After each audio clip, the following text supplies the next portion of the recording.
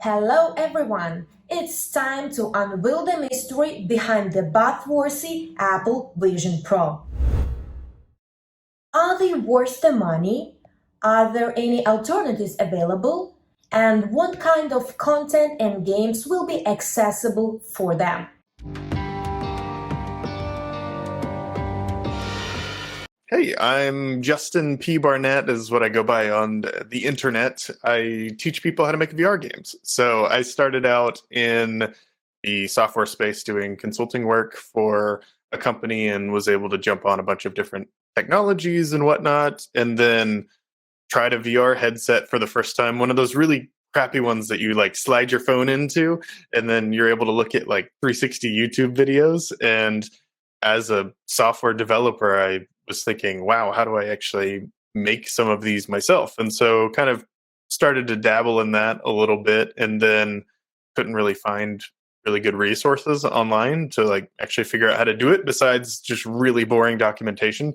So I started to make a YouTube channel. So everything that I would learn, I would just post on YouTube, and started to grow a little bit of a following. And now I teach people how to make VR games full time, and it's been pretty fun. Sounds impressive!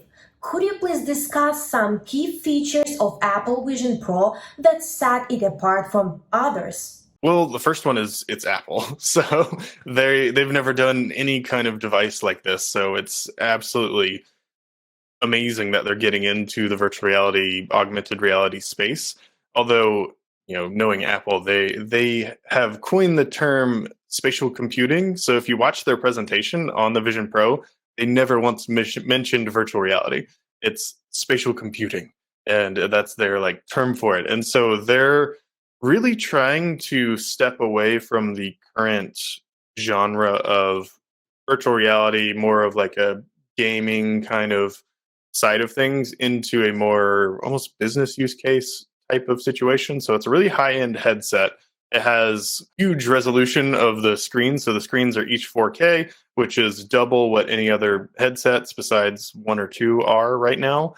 And then they have their M2 processor in there. So it's going to be super fast, and like some really good spatial audio and whatnot. So it's really just going to be superior to every single headset that's on the market right now. But they were the people who brought it all together. They brought it into the Apple ecosystem and added all those key features that this headset had, the really good display, and then there's this other headset over here that has really good audio, and they're the ones that are bringing it all together and putting it into this nice package. Justin, is it worth the investment?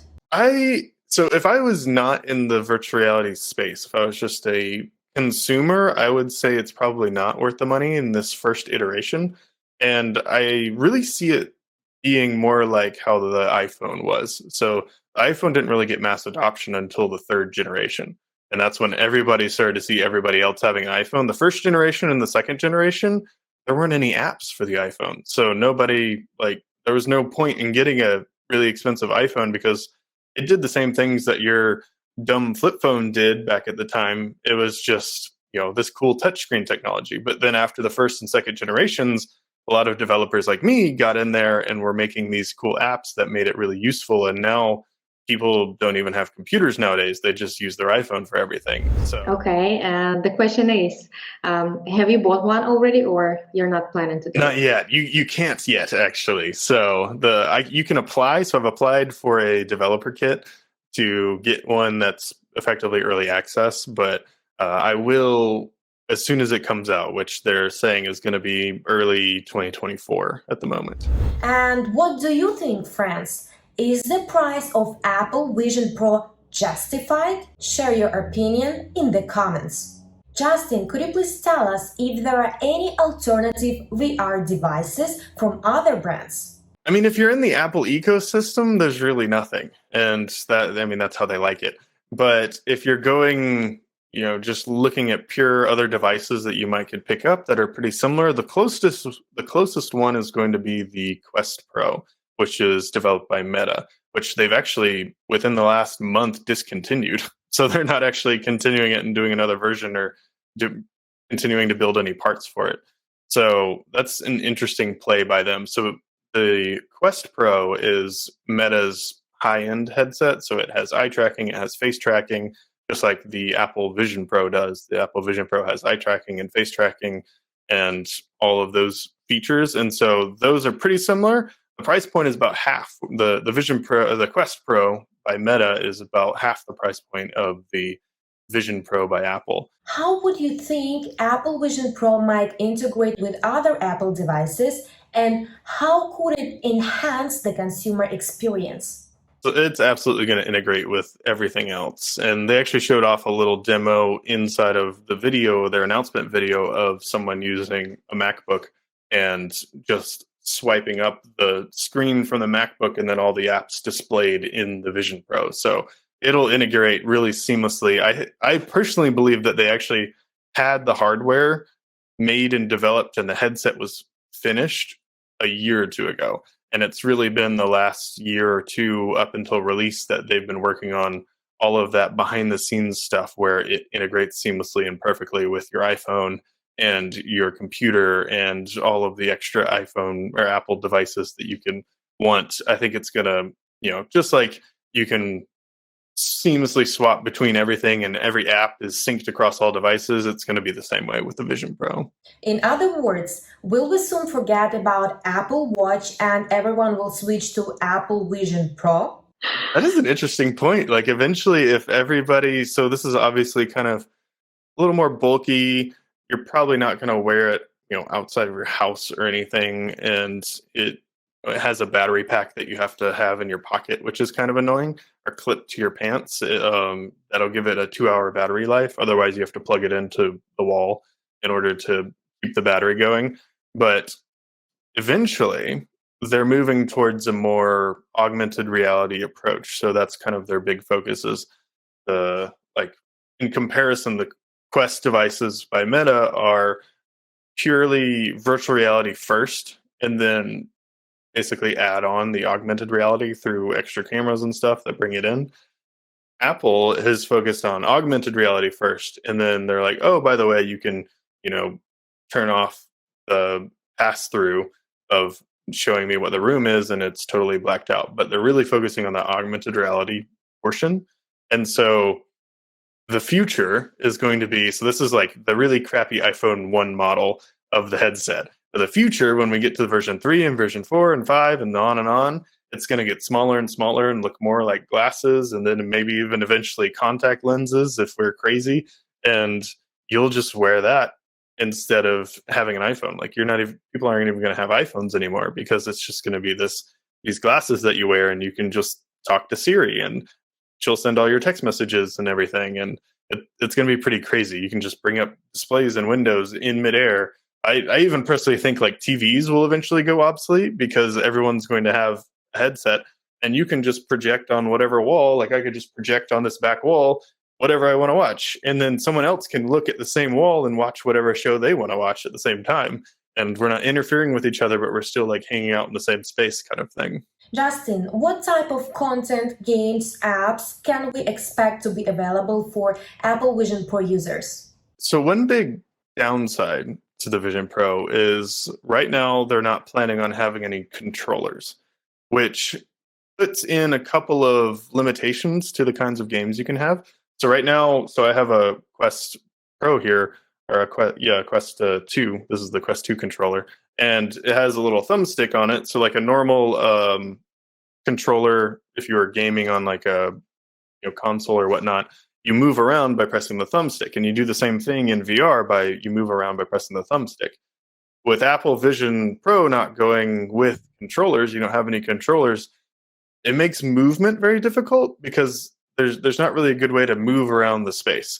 And so I think it'll be a lot of simulation type applications, a lot of educational type things, and a lot less gaming. Because I think that movement component isn't going to be there. So you can't run around and do a shooter or those kinds of games. So I think it's going to be a lot more storytelling applications. It's going to be a lot more simulation or education type applications, which I think is what they're trying to focus on anyway. They're really not trying to focus on the gaming side of things. I think they really want it to be more of a professional headset that people can buy, and then if you're an architect, you and your fellow architects can just, throw up a model in the middle of the room and walk around and make adjustments and stuff as you're, all interacting with the same like model, but it's in virtual space. And it's going to be stuff like that, as opposed to running around and shooting finger guns at people because there's no controllers. So can you anticipate any upcoming trends in the VR technology that consumers should be aware of when investing in their first VR device? So I think that VR is going to. Everyone talks about the metaverse, and they're like, "Oh, the metaverse is coming. You're going to be in the metaverse, and like that kind of thing." And so that's what people usually expect or relate to virtual reality headsets. Is when everyone's wearing a virtual reality headset, we're just going to be in the metaverse, and it's going to be an entirely different world. But the way I look at it is, you're already in the metaverse. Like if you're watching this, you're in the metaverse consuming this content. If you are on your phone texting people who aren't there physically in person, you're in the metaverse talking to those people. And so you're already effectively in this alternate reality, which is the internet that kind of connects us all. And so you're in this space and you're going to be interacting with other people. And a VR headset just changes the medium and the way that we actually interact with the environment. And so right now you interact with your friends through FaceTime, and it doesn't feel like you're there with them. It's just a flat screen that you're talking to them across, the ocean or whatever. But with a virtual reality headset, they can be a hologram effectively in your space, and you can feel like you're actually there in the same room with people. And so it's really just going to increase the quality of interactions, I think, that we have with people, because it's going to feel like we're actually interacting with real people again instead of just faceless people across the virtual space. And so I think there is hope for the future, whereas people are like, oh, we're just like, everyone's kind of turning to social media and people are just being nasty because you can just text stuff and nobody sees your face and whatnot. And so I think jumping into virtual reality and that kind of space is really going to humanize a lot more people, because you are that person and you have that avatar and you're talking face to face, and it feels like you're actually there in the room with people. And so people are generally nicer and more courteous and just easier to get along with because you're effectively face to face with them. It's just now in a virtual medium. Can you recommend them to regular users, not just professionals like yourself? So I think for the diehard Apple fans who always get the latest tech, I think it's absolutely something that you should go ahead and get, because it'll really introduce you to what the future is going to be like. And so if you're that kind of person who likes to be on the cutting edge, likes to have the new technology, this is going to be a great device. It's going to be relatively expensive, but if you're in the Apple ecosystem and you're already buying the new devices, I feel like you just kind of expect that kind of price tag for an Apple device. And so it's not really going to phase you too much. But as a normal kind of consumer, or someone who likes to see their technology tested first or have some more adoption, I think this first iteration of the Vision Pro is not really going to be for you. Like, I think it would be better for you to actually wait for the second or third version of the device.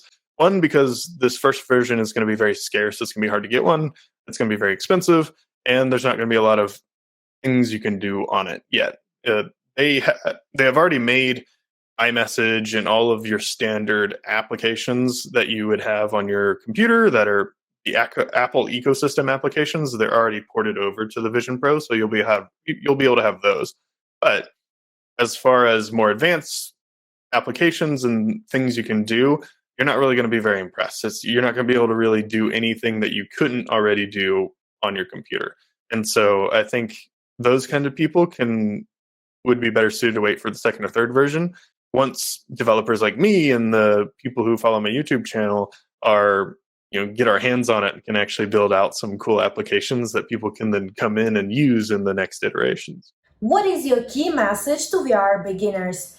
Can you share some useful tips on how to start their VR journey? If you're looking to get into VR, I would recommend just getting a really cheap headset, just kind of wet your toes, because it is a little bit of an adjustment, especially with you'll hear people say they get motion sick a lot in VR, and that is a really big factor. But and it was a really big factor with newer devices. But as our devices are getting more and more advanced, the frame rate is getting higher, which causes you to not really be motion sick near as much. And so as the technology progresses, that's becoming less and less of a factor. And then you can also get used to it. So the more you're in VR and the more you kind of interact with the medium, the more, sea legs, as it were, you get, and you're able to, hang out in VR for longer and longer periods of time. And so highly encourage people who are just getting into the VR space to get a headset, play around in it, use it for 15, 20 minutes a day until you kind of get used to it, and play around with all the different applications, because there's tons of stuff to do and it really feels wild. Like, everybody remembers their first VR experience, and it's super fun. Find a friend who has a VR headset and try it out too, if you know someone, because that is super fun. And then if you're a developer like me and you want to get into the space of actually creating these experiences, then YouTube's a great place to start. I have a YouTube channel just under my name, Justin P. Barnett, that I teach people how to make VR games. And so if you want to, dive in the deep end over there, I can get you up to speed and show you how to make some really cool apps that are fun to play. And then you can show your friends your own experiences that you actually made, which is really fun. Thank you for the conversation, Justin. Friends, subscribe to our channel and hit the bell icon not to miss any valuable videos. Until the next time!